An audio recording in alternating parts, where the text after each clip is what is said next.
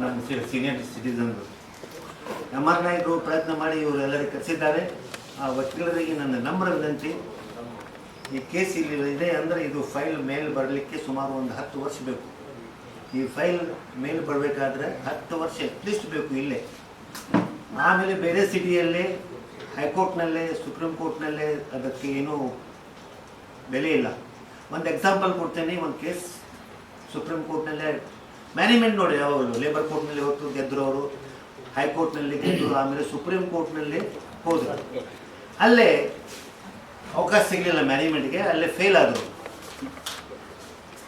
ಅಲ್ಲಿ ಫೇಲ್ ಆದ ಕೂಡಲೇ ಆ ಮನುಷ್ಯನಿಗೆ ಕಂಪನ್ಸೇಷನ್ ಇದ್ದಾರೆ. ಈ ವ್ಯಕ್ತಿ ಅವ್ರಿಗೆ ಕಂಪನ್ಸೇಷನ್ ಸುಪ್ರೀಂ ಕೋರ್ಟ್ ಡಿಸಿಷನ್ ಕೊಟ್ಟಿದೆ. ಏನು ಮಾಡಬೇಕು, ಎಲ್ಲಿದ್ದಾರೆ ಸರ್? 10 ಸತ್ತು ಒಂದು 20 ವರ್ಷ ಆಯ್ತು ಸರ್ ಅಂತ. ಆ ಮನುಷ್ಯ ತಿಳ್ಕೊಂಡು ಹೋಗಿತ್ತು. ಆದ ಡಿಸಿಷನ್ ನಮ್ಮ ಕೋರ್ಟ್ ಕೊಟ್ಟಿದ್ದು after 20 years. This is the bad impression ನಮ್ಮ ಕಾರ್ಮಿಕರಿಗೆ. ಮತ್ತು ಇಲ್ಲೇ ಕಾರ್ಮಿಕರಿಗೆ ಈ ನಮ್ಮ ಇಂಡಿಯಾದಲ್ಲಿ ಮ್ಯಾನೇಜ್ಮೆಂಟ್ ಹೆದರ್ಸಿಟ್ಟಿದ್ದಾರೆ. ಏನಾರ ಮಾತಾಡಿದ್ರೆ ನೌಕರಿ ಕ್ಯಾನ್ಸಲ್. ಹೀಗೆ ಹೊಟ್ಟೆ ಉಪಜೀವನಕ್ಕಾಗಿ ಅಲ್ಲಿಂದ ಇಲ್ಲಿಂದ ಬಂದಿರ್ತಾರ. ಅವ್ರು ಏನು ಮಾಡಬೇಕು ಅಂತ ತಿಳಿಲಾರದೆ ಗುಲಾಮರಾಗಿ ಈಗ ನಮ್ಮ ಇಂಡಿಯಾದಲ್ಲಿ ಕಾರ್ಮಿಕರು ದುಡಿಲಿಕ್ಕತ್ತಾರ. ಆದರೆ ಫ್ರೀಡಮ್ ಅವರಿಗೆ ಇಲ್ಲ. ಇನ್ನೊಂದು ಎಕ್ಸಾಂಪಲ್ ನಿಮಗೆ ಹೇಳಬೇಕಾದ್ರೆ, ಈ ಲೇಬರ್ ಮೆಟರ್ಸ್ ಬಗ್ಗೆ ಏನು ನಮ್ಮ ಗಡಪ್ಪನವ್ರು ಹೇಳ್ತಾರೆ. ಇಲ್ಲಿ ಬಾಜು ಒಂದು ಆಫೀಸ್ ಇದೆ. ಅವರು ಸಖತ್ ಜನರಿಗೆ ಕಾರ್ಡ್ ಕೊಟ್ಟಿದ್ದಾರೆ, ಲೇಬರ್ ಕಾರ್ಡ್ ಕೊಟ್ಟಿದ್ದಾರೆ, ಪರಿಹಾರ ಕೊಟ್ಟಿದ್ದಾರೆ, ಮಾಡಲಿಕ್ಕೆ ಹತ್ತಿದ್ದಾರೆ. ಆದರೆ ಟೂ ಮಚ್ ಆಗಲಿಕ್ಕೆ ಸಾಧ್ಯ ಇಲ್ಲ. ಯಾಕಂದ್ರೆ ಟೂ ಮಚ್ ಅಂದ್ರೆ ಅರ್ಥ ಆಗಬೇಕು. ರೊಕ್ಕ ತಗೊಂಡು ಮಾಡ್ಬೇಕಂದ್ರೆ ಅದು ಮತ್ತೆ ಕರಪ್ಷನ್ ಆಯಿತು. ಇವತ್ತು ಏನಾಗಿದೆ, ಹಣ ಕೊಟ್ಟರೆ ಮಾತ್ರ ಲೇಬರ್ ಕಾರ್ಡ್ ಸಿಗುವಂಥ ಪರಿಸ್ಥಿತಿ ದಾನಿಯಲ್ಲಿದೆ. 4-5 ಎಕ್ಸಾಂಪಲ್ ನನ್ನ ಕಡೆ ಇದೆ. ಅವ್ರಿಗೆ ಹಣ ಕೊಡಬೇಕು, ಲೇಬರ್ ಕಾರ್ಡ್ ಕೊಡೋರಿಗೆ. ಇಲ್ಲಿಗೆ ಆ ಕಾರ್ಡ್ ಸಿಗಲ್ಲ. ಬೇಕಾದ್ರೆ ನೀವು ಹೋಗಿ ಕೇಸ್ ಹೇಳ್ಬೋದು, ನನಗೆ ಬೇಜಾರಿಲ್ಲ. ಯಾಕಂದ್ರೆ ಕಂಪ್ಲೇಂಟ್ ನಮ್ಮಲ್ಲಿ ಬರ್ತಾವೆ. ನಾವು ಮಾನವಾಧಿಕಾರಿಯಾಗಿ ಈ ಮಾತುಗಳನ್ನು ನಿಮ್ಮಲ್ಲಿ ಹೇಳಕತ್ತಿದ್ರೆ, ನಮ್ಮ ಮಾನವತೆ ನಮ್ಮಲ್ಲಿ ಇಲ್ಲ. ನಮ್ಮಲ್ಲಿ ಗುರುದಕ್ಷಿಣೆನೇ ಇಲ್ಲ. ಫಸ್ಟ್ ಆಫ್ ಆಲ್ ಗುರು ಇದ್ದರೆ ನಾವು ಏನಾರ ಫೈಟ್ ಮಾಡ್ಬೋದು. ನಮ್ಮಲ್ಲಿ ನಮ್ಮ ದೇಶದಲ್ಲಿ ನಮ್ಗೆ ಯಾವುದು ಗುರು ಇಲ್ಲ. ಆ ಗುರು ಇಲ್ಲ. ನಾವೆಲ್ಲ ಚೇಲಾಗಳು ಏನು ಬರೀ ಮಾತಾಡೋದು, ಮನೆಗೆ ಹೋಗೋದು ಇಷ್ಟ ಪರಿಸ್ಥಿತಿ ನಮ್ಮಾಗಿದೆ. ದಯವಿಟ್ಟು ನಾ ರಫ್ಲಿ ಮಾತಾಡೋದಕ್ಕಾಗಿ ಕ್ಷಮಿಸಬೇಕಾಗಿ ನಿಮ್ಮಲ್ಲೆಲ್ಲ ಕೇಳ್ಕೊತ ಈ ಕಾರ್ಯಕ್ರಮಕ್ಕೆ ನನಗೆ ಇನ್ವೈಟ್ ಮಾಡಿದ್ದಕ್ಕಾಗಿ ನಿಮಗೆ ಎಲ್ಲರಿಗೂ ಧನ್ಯವಾದಗಳು. ಇನ್ನೊಮ್ಮೆ ನೀವು ಕರೀತರು ಬಿಡ್ತರು ಗೊತ್ತಿಲ್ಲ. ಕಾರ್ಮಿಕರ ಬಗ್ಗೆ ಕಳಕಳಿ ಈಗಿನಿಂದ ಅಲ್ಲ, ಅವರು ಅಪಾಯಿಂಟ್ಮೆಂಟ್ ಪೇಪರ್ ಮೇಲೆ ಇದ್ದಾಗಲಿಂದ ಹೋರಾಟಗಾರರಿದ್ದಾರೆ. ಕಾರ್ಮಿಕರ ಚಿಂತನೆ ಅವರಿಗಿದೆ. ಹಾಗಾಗಿ ಕಾರ್ಮಿಕರ ಬಗ್ಗೆ ಒಳ್ಳೆಯ ಒಂದು ಉದ್ದೇಶವನ್ನು ಇಟ್ಟು ಮಾತಾಡಿದ್ದಕ್ಕೆ ಅವರಿಗೆ ಧನ್ಯವಾದವನ್ನು ಅರ್ಪಿಸ್ತಾ ಇದ್ದೇನೆ.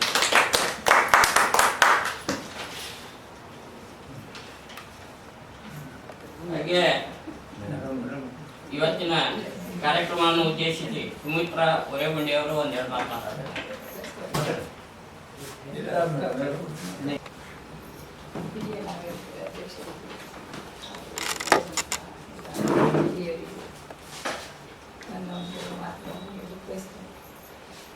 ನಾನು ಆ್ಯಕ್ಚುಲಿ ಕಾರ್ಯಕ್ರಮ ನಡೀತದೆ ಅಂತ ನನಗೆ ಗೊತ್ತಾಗಿದ್ದು ಮಧ್ಯಾಹ್ನ.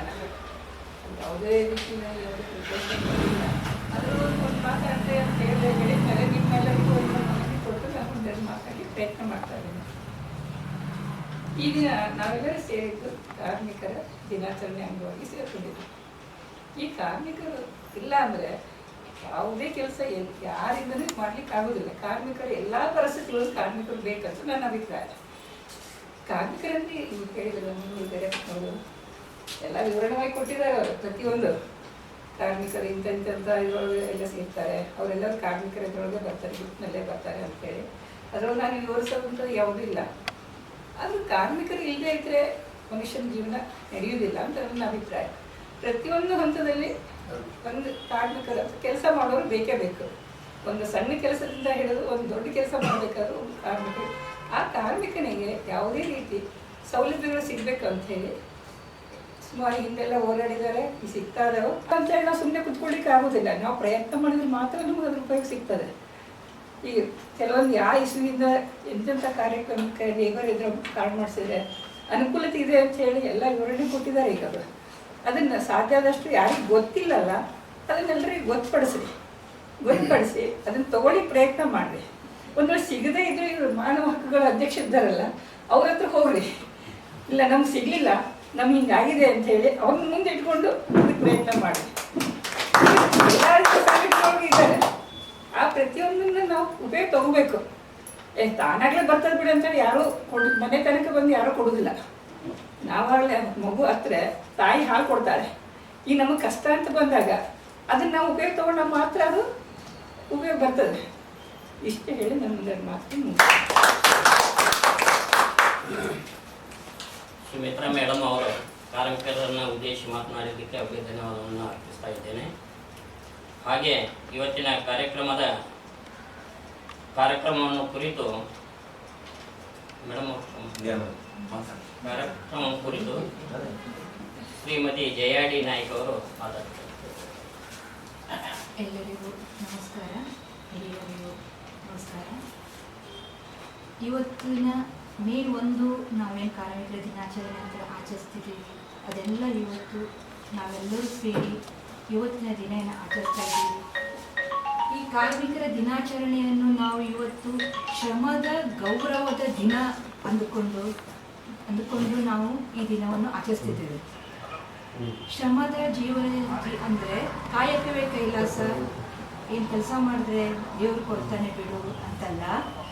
ಆ ಶ್ರಮದಲ್ಲಿ ಕಾರ್ಮಿಕರೇನು ಕೆಲಸ ಮಾಡ್ತಾರೆ ಅವರಿಗೆ ಸಿಗಬೇಕಾದ ಕಾನೂನು ಗೌರವ ಮತ್ತು ಹಕ್ಕನ್ನು ಪಡೆದುಕೊಳ್ಳುವುದು ಕಾನೂನಿನಲ್ಲಿ ಅಂಥೇಳಿ ನಾವು ತಿಳಿಸ್ಕೊಡ್ಲಿಕ್ಕೆ ಬಂದಿದ್ದೇವೆ.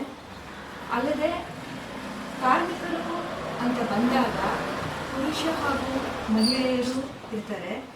ಮಹಿಳೆಯರಲ್ಲಿ ಅಂತೇಳಿ ಬಂದವಾಗ ನಾವು ಅವರಿಗೆ ಕೆಲಸದಲ್ಲಿ ರಕ್ಷಣೆ ಹಾಗೂ ಅವ್ರ ಕೆಲಸದಲ್ಲಿ ಗೌರವ ಹಾಗೂ ಸಮಾನ ವೇತನ ಹೀಗೆ ಕೆಲವೊಂದವರಲ್ಲಿ ಹಕ್ಕುಗಳಿವೆ. ಆ ವೇತನ ಒಂದು ವೇಳೆ ಅವರಲ್ಲಿ ಕಿರುಕುಳ ವೇತನದಲ್ಲಿ ತಾರತಮ್ಯ ಬಂದರೆ ಅವರು ಕಾನೂನು ನೆರವನ್ನು ಪಡೆದುಕೊಳ್ಳಬೇಕು. ಹಾಗೆ ಇವೆಲ್ಲ ಹಿರಿಯ ನಾಗರಿಕರು ಸೇರುವುದರಿಂದ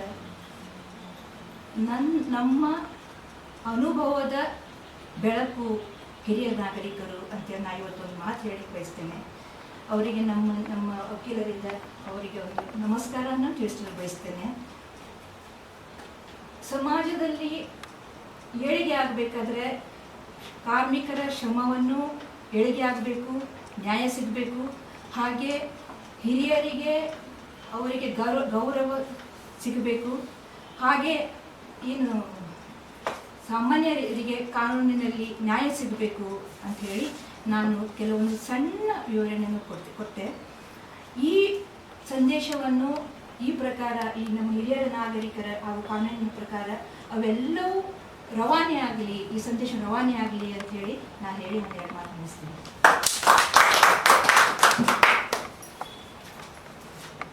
ಶ್ರೀಮತಿ ಜಯಾಡಿ ನಾಯ್ಕ ಅವರಿಗೆ ವಂದನೆಗಳನ್ನು ಸಲ್ಲಿಸ್ತಾ ಇದ್ದೇನೆ. ಅದೇ ರೀತಿಯಾಗಿ ನಮ್ಮ ಹಿರಿಯ ನಾಗರಿಕರ ವೇದಿಕೆಯ ಉಪಾಧ್ಯಕ್ಷರಾಗಿರ್ತಕ್ಕಂಥ ಶ್ಯಾಮ್ ಅವರು ಎಲ್ಲರಿಗೂ ಶುಭ ಸಂಜೆ. ಇವತ್ತಿನ ದಿನದ ಈ ಕಾರ್ಮಿಕ ದಿನಾಚರಣೆಯ ಅಂಗವಾಗಿ ನಾವು ಸೇರಿಕೊಂಡಿದ್ದೀವಿ ಒಂದು ಸಭೆ. ಮೇ 1 ಕಾರ್ಮಿಕ ದಿನಾಚರಣೆ, ಆಮೇಲೆ ಆಗಸ್ಟ್ 15, ಆಮೇಲೆ ಪ್ರಜಾರಾಜ್ಯೋತ್ಸವ. ಅದು ಪ್ರತಿಯೊಂದು ಒಂದು ವರ್ಷಕ್ಕೆ ಒಂದೊಂದು ಸಲ ಬರ್ತೀವಿ, ಅದನ್ನು ನಾವು ಆಚರಿಸ್ತೀವಿ, ಆಮೇಲೆ ಕೈ ಬಿಡ್ತೀವಿ. ಈಗ ನಮ್ಮ ಬಾಲಗಂಗಾಧರ ತಿಲಕ್, ಲೋಕಮಾನ್ಯ ತಿಲಕರು ಏನಂದ್ರೆ ಸ್ವರಾಜ್ಯವೇ ನನ್ನ ಜನ್ಮಸಿದ್ಧ ಹಕ್ಕು ಅಂದಿದ್ರು. ಈಗ ನಾವೇನು ಮಾಡ್ತಿದ್ದೇವೆ ಹಿಂಗೆ ಕಾರ್ಮಿಕರಿಗೆ ಸಿಗಬೇಕಾದ ಸೌಲಭ್ಯಕ್ಕಾಗಿ ಅವರ ಹಕ್ಕನ್ನು ಪಡೆಯುವ ಸಲುವಾಗಿ ನಾವು ಹೋರಾಟ ಮಾಡಬೇಕಾಗ್ತದೆ. ಈಗ ಪ್ರತಿಯೊಂದಕ್ಕೂ ನೋಡಿ ನೀವು ಒಂದೊಂದು ಹೆಜ್ಜೆ ಒಂದು ಇಡ್ರಿ, ಇದು ಪ್ರತಿಯೊಂದರೊಳಗೂ ಒಂದು ತೊಡಕು ಅಂತೇಳಿ ಅದರ ಸಲುವಾಗಿ ನಮ್ಮ ವಕೀಲರು ಇದನ್ನು ಒಂದು ಹಮ್ಮಿಕೊಂಡಿದ್ದಾರೆ. ಇದಕ್ಕೆ ಇಷ್ಟಕ್ಕೆ ನಾವು ಬಿಡಬಾರ್ದು. ಇದು ಮತ್ತು ಪ್ರತಿಯೊಂದು ನಮ್ಮ ಏಳಿಗೆ ಅಂದರೆ ಕಾರ್ಮಿಕರ ಏಳಿಗೆಗಾಗಿ ನಾವು ಶ್ರಮ ವಹಿಸಬೇಕು ಮತ್ತು ಎಲ್ಲರಿಗೂ ತಿಳುವಳಿಕೆ ಬರಬೇಕು. ಈಗ ಸಾಕಷ್ಟು ಜನರು ಕಾರ್ಮಿಕರಿದ್ದಾರೆ, ಅವ್ರಿಗೆ ಒಂದಿಲ್ಲ ಒಂದು ಕಷ್ಟ.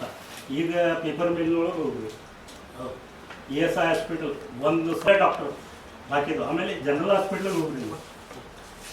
ಜನರಲ್ ಹಾಸ್ಪಿಟ್ಲವ್ರು ಬಡವರು ಜನನೇ ಬರ್ತಾರೆ. ಹೌದು, ಕಾರ್ಮಿಕರು ತಿಳ್ಕೊರಿ. ನಾವು ಎಲ್ಲರೂ ಕಾರ್ಮಿಕರ ಅಲ್ಲಿ ಹೋಗ್ಬೇಕು. ಒಂದು ಚೆಕ್ ಮಾಡಿಕೊಡ್ತಾರೆ ಡಾಕ್ಟ್ರ್.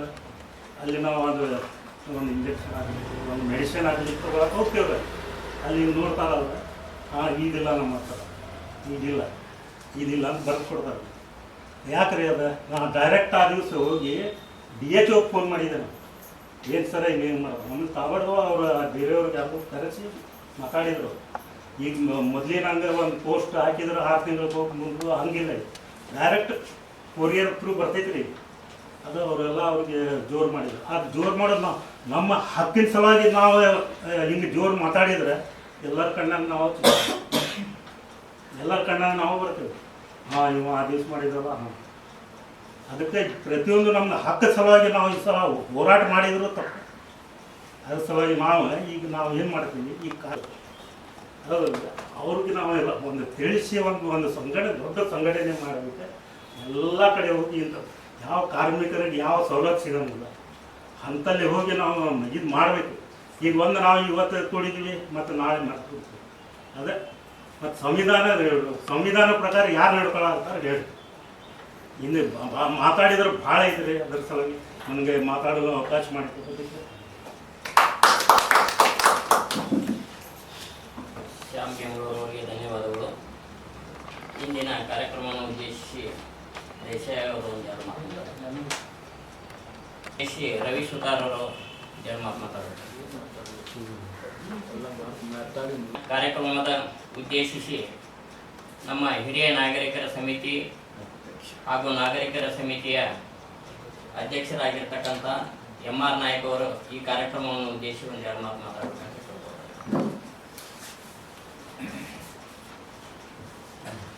ವೇದಿಕೆ ಮೇಲೆ ಆಸೀನರಾದಂಥ ಉದ್ಘಾಟಕರು ಆದಂಥ ರಾಘವೇಂದ್ರ ಬೆಳಪ್ಪನವರೇ, ನನ್ನ ಪಕ್ಕದಲ್ಲಿರುವಂಥ ಶ್ರೀಮತಿ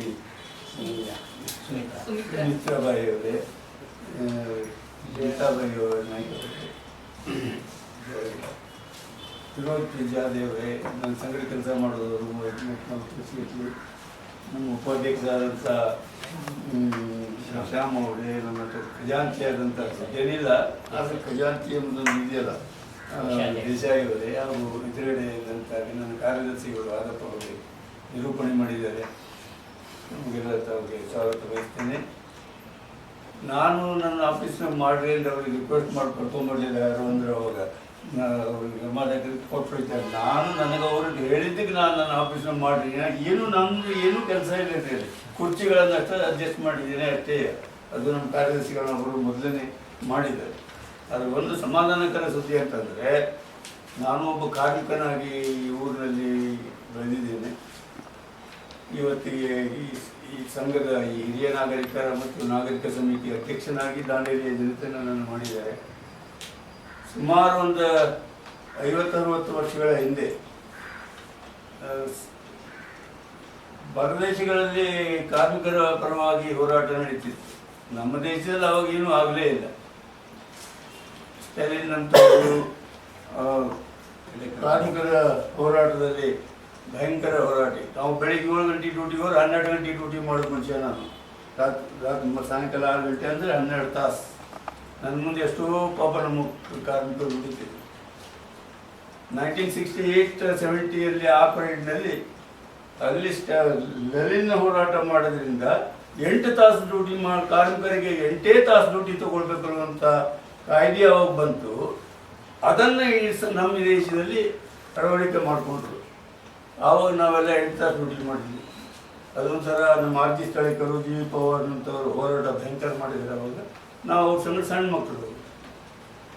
ಸೊ ಅದರಲ್ಲಿ ಏನಾಗ್ತದೆ, ನಮಗೆ ನಾವು ಸಂಘಟಿತರಾಗಲಿಕ್ಕೆ ಒಂದು ಕಾರಣ ಆಯ್ತು ಅವಾಗ. ಇಲ್ಲ ಸಂಘಟಿಕರೇ ಇಲ್ಲ ಕಾರ್ಮಿಕರು. ಎಲ್ಲಾದರೂ ಬೆಳಿಗ್ಗೆ ಯಾರು ಕಂಪೌಂಡ್ ಕೆಲಸಕ್ಕೆ ಹೋಗಿ ಸಂಜೆ ಮಟ್ಟ ಮಾಡಿದರೆ ಅವನಿಗೆ 12 ಆಣೆ ಪಗಾರ. ನನಗೆ 100 ರೂಪಾಯಿ ಪಗಾರ ಸಿಕ್ಕಿತ್ತು ಪೇಪರ್ ಮಿಲ್ನಲ್ಲಿ. ಅದೇನೇ ಇರಲಿ, ಇವತ್ತಿನ ಪರಿಸ್ಥಿತಿಯಲ್ಲಿ ಯಾರ್ಯಾರು ಹೋರಾಟ ಮಾಡಿದ್ದಾರೆ. ನನ್ನ ತಂದೆಯವರು ಈ ಫ್ರೀಡಮ್ ಫೈಟರ್ಸು ಕೂಡ ಅದರಲ್ಲಿ ಇದ್ದಾರೆ. ನನ್ನ ತಂದೆಯವರು ಕೂಡ ಈ ದೇಶದ ಫ್ರೀಡಮ್ ಫೈಟರ್ಸ್ ಆಗಿ ಕೆಲಸ ಮಾಡಿ ಈಗ ನಮ್ಮ ಮುಂದಿಲ್ಲ, ಪರವಾಗಿಲ್ಲ. ಆದರೆ ಕಾರ್ಮಿಕ ಸಂಘಟಿಕರು ಅಸಂಘಟಿಕರು ಅಂದರೆ, ಅಸಂಘಟಿಕರು ಇರುವವರೇ ಈ ದೇಶದಲ್ಲಿ ಜಾಸ್ತಿ, ಹೊಲದಲ್ಲಿ ಕೆಲಸ ಮಾಡುವವರೇ ಜಾಸ್ತಿ, ಇದು ಬಿಲ್ಡಿಂಗ್ ಕನ್ಸ್ಟ್ರಕ್ಷನ್ ಕೆಲಸ ಮಾಡುವ ಲೇಬರ್ಗಳೇ ಜಾಸ್ತಿ, ಅವರೆಲ್ಲ ಅಸಂಘಟಿಕರು. ಈಗ ಸ್ವಲ್ಪ ಅವರಿಗೆ ಸರ್ಕಾರದ ಅನುಕೂಲತೆಗಳಿಂದ, ಕಾಯ್ದೆಗಳಿಂದ ಸ್ವಲ್ಪ ಏನೇನೋ ಪ್ರಸಾದ ಸಿಗಲಿಕ್ಕತ್ತೈತಿ. ಇರಲಿ, ಆದರೂ ಕೂಡ ಇವತ್ತು ಇಂಥ ಕಾರ್ಯಕ್ರಮಗಳು ಆಗಬೇಕು. ಕರ್ನಾಟಕ ರಾಜ್ಯದ ಕಾರ್ಮಿಕ ಪ್ರಾಧಿಕಾರ ಬೆಂಗಳೂರು ಅಸಂಘಟಿತ ಕಾರ್ಮಿಕರು ಅಂತಾರಾಷ್ಟ್ರೀಯ ಮಟ್ಟದಲ್ಲಿ ಕಾರ್ಮಿಕ ದಿನಾಚರಣೆ ಮಾಡಬೇಕಂತೇಳಿ ಇಡೀ ದೇಶದವರು ಹೋರಾಡಿ, ಅದು ನಮ್ಮ ದೇಶದಲ್ಲ, ಅದು ಹೊರದೇಶಗಳಲ್ಲಿ ರಷ್ಯಾಗಳಲ್ಲಿ ಅಂತ ಹೋರಾಡಿ ಮೇ 1ನೇ ತಾರೀಕನ್ನು ಕಾರ್ಮಿಕರ ಸಲುವಾಗಿ ಒಂದು ದಿನವನ್ನು ಮೀಸಲಿಡಲೇಬೇಕಂತೇಳಿ ಒಂದು ಡಿಸಿಷನ್ ಆಯಿತು. ಆ ಮೇ 1ನೇ ತಾರೀಕಿನ ದಿವಸ ಸರ್ಕಾರಿ ನೌಕರಿಗೆ ಎಲ್ಲ ಸಿಕ್ತು. ಮೇಡಮ್ ಗೊತ್ತಿರ್ಬೋದು, ಸಾಧಾರಣವಾಗಿ ಸರ್ಕಾರಿ ನೌಕರಿ ಮೇ 1ನೇ ತಾರೀಕಿಗೆ ಭಯಂಕರ ಎಂಜಾಯ್ಮೆಂಟ್ ಮಾಡಿದ್ರು. ನಾವು ಕಂಪನಿಯ ಪ್ರೈವೇಟ್ ಇಂಡಸ್ಟ್ರಿಗಳಲ್ಲಿ ಕೆಲಸ ಮಾಡುವಂಥ ಕಾರ್ಮಿಕರು ಆ ಮೇ 1ನೇ ತಾರೀಕನ್ನು ತಗೊಳ್ಬೇಕಿದ್ರೆ 8 ವರ್ಷ ಹೋರಾಡಿದ್ವಿ. ದೇಸಾಯಿ ಅವರು 8 ವರ್ಷ ಹೋರಾಡಿ ಆ ಮೇ 1ನೇ ತಾರೀಕನ್ನು ಹಾಲಿಡೇ ಆಗಿ ತಗೊಂಡ್ವಿ. ಒಂದು ಪಗಾರ ಎಕ್ಸ್ಟ್ರಾ ಆಗುತ್ತೆ, ಮತ್ತೇನು ವಿಶೇಷ ಇಲ್ಲ. ಅದು ನಮ್ಮದು ಒಂದು ಎ ಶಿಫ್ಟ್ ಡ್ಯೂಟಿ ಮಾಡಿದ್ರೆ 8 ರೂಪಾಯಿ ಪಗಾರ ಸಿಗ್ತಿತ್ತಲ್ಲ, ಅವತ್ತು 16 ರೂಪಾಯಿ ಪಗಾರ. ಈ ಹೋರಾಟ ಮಾಡಿ ನಾವು ತಗೊಂಡಿದ್ದೀವಿ. ಅದು ನಾವು ಮಾಡಿದ್ದಕ್ಕೆಲ್ಲ ಹೇಳೋದು, ಇವತ್ತು ನಮ್ದು ಹೇಳ್ಕೊಳ್ಳೋಕ್ಕಲ್ಲ ಹೇಳಿ, ಪರಿಸ್ಥಿತಿ ಹಿಂಗಿತ್ತಂತ ಹೇಳಲಿಕ್ಕೆ ಒಂದು ಉದಾಹರಣೆ. ಇಂಥ ಕಾರ್ಯಕ್ರಮಗಳು ಈಗ ನಮ್ದು ಈಗಿನ ದೋಸ್ತರಲ್ಲ ಅವರು, ಗಡಪನವ್ರು ನನಗೆ ಹಳೆಯ ದೋಸ್ತ, ದಂಡಲ್ಲಿ ಬಂದವರಿಂದ ದೋಸ್ತ. ಇಂಥ ಕಾರ್ಯಕ್ರಮಗಳು ಎಷ್ಟೋ ಮಂದಿಗಳಿಗೆ, ನಮ್ದು ಹಿರಿಯ ನಾಗರಿಕರಿಗೆ, ಕಾರ್ಮಿಕರಿಗೆ ಸಿಗುವ ಸವಲತ್ತುಗಳು ಏನು, ಅದನ್ನು ತಗೊಳ್ಳುವ ಪರಿಸ್ಥಿತಿ ಹೇಗೆ, ಅದು ಯಾವ ಥರದಲ್ಲಿ ನಾವು ಪಡ್ಕೊಳ್ಬೇಕು ಅನ್ನುವಂಥದ್ದೇ ಗೊತ್ತಿಲ್ಲ ಎಷ್ಟೋ ಮಂದಿ. ಮತ್ತು ಅದನ್ನು ತಿಳಿಸಿ ಹೇಳೋರು ಇಲ್ಲ. ಗಡಪನವ್ರು ಎಷ್ಟು ಮಂದಿ ಹೇಳಿದ್ದಾರೆ ಕೇಳಿ. ಇಂಥ ಕಾರ್ಯಕ್ರಮಗಳಲ್ಲೇ ಹೇಳೋದು.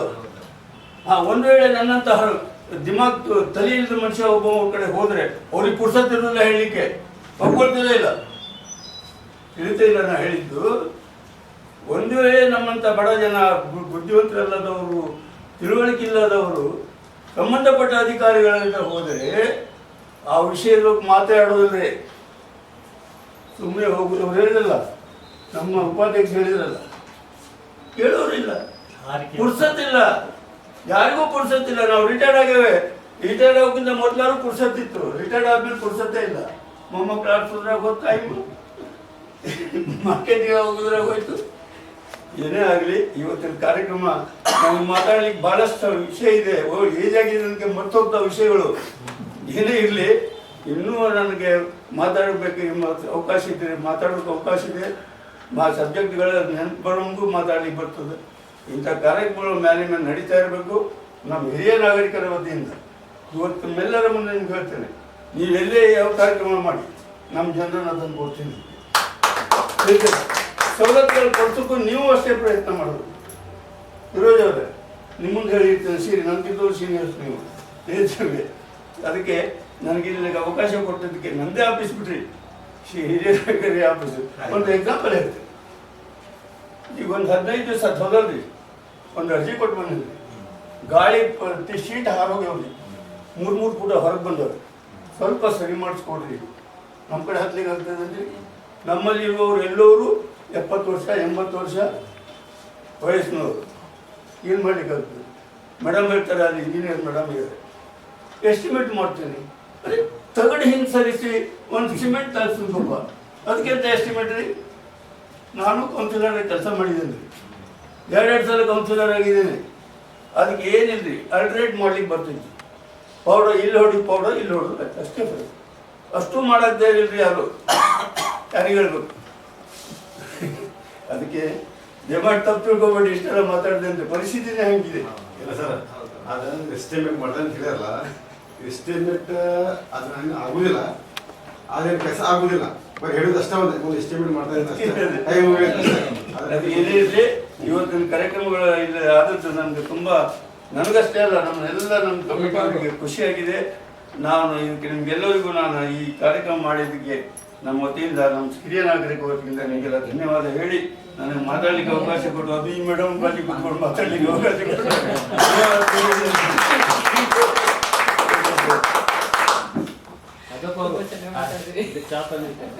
ಹಾಂ ಕರೆಕ್ಟ್ ಬರಲಿಕ್ಕೆ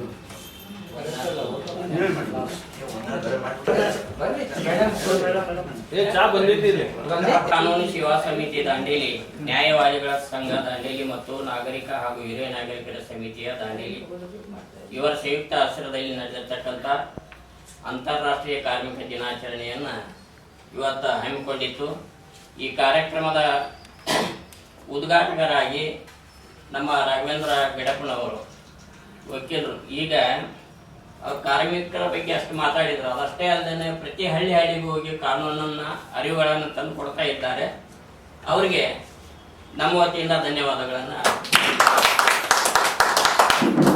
ನಮ್ಮ ಹಿರಿಯ ನಾಗರಿಕರು ಹಾಗೂ ನಾಗರಿಕರ ಸಮಿತಿಯ ಅಧ್ಯಕ್ಷರಾಗಿರ್ತಕ್ಕಂಥ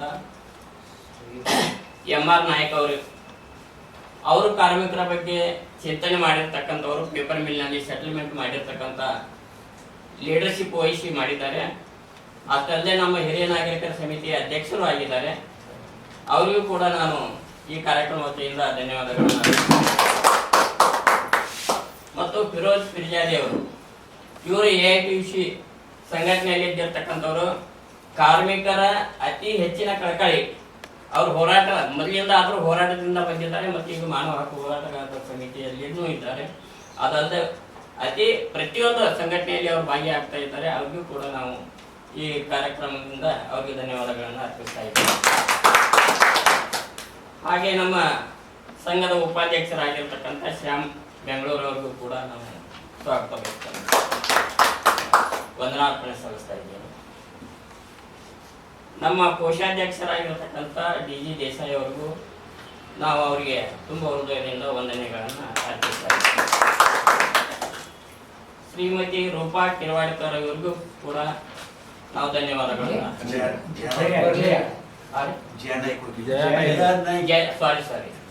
ಶ್ರೀಮತಿ ಜಯಾ ಡಿ ನಾಯಕ್ ಅವರಿಗೂ ಕೂಡ ನಾವು ಈ ಕಾರ್ಯಕ್ರಮದಲ್ಲಿ ಭಾಗಿಯಾಗಿರ್ತಕ್ಕಂಥ ಸುಮಿತ್ರಾ ಗೊರಗುಡ್ಡೆ ಅವರಿಗೂ ಸಹಿತ ನಾವು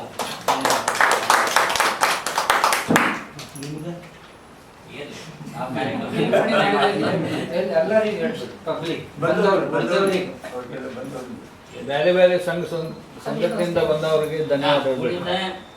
ಎಲ್ಲ ನಮ್ಮ ಸಂಘಟನೆಯಲ್ಲಿ ಭಾಗಿಯಾಗಿರ್ತಕ್ಕಂಥ ಎಲ್ಲ ಸದಸ್ಯರಿಗೂ, ಮಹಿಳೆಯರಿಗೂ ಮತ್ತು ಅಣ್ಣ ತಮ್ಮಂದಿರಿಗೂ ಈ ನಮ್ಮ ಕಾರ್ಯಕ್ರಮದ ವತಿಯಿಂದ ಧನ್ಯವಾದಗಳನ್ನು ಅರ್ಪಿಸ್ತಾ ಇದ್ದೇನೆ.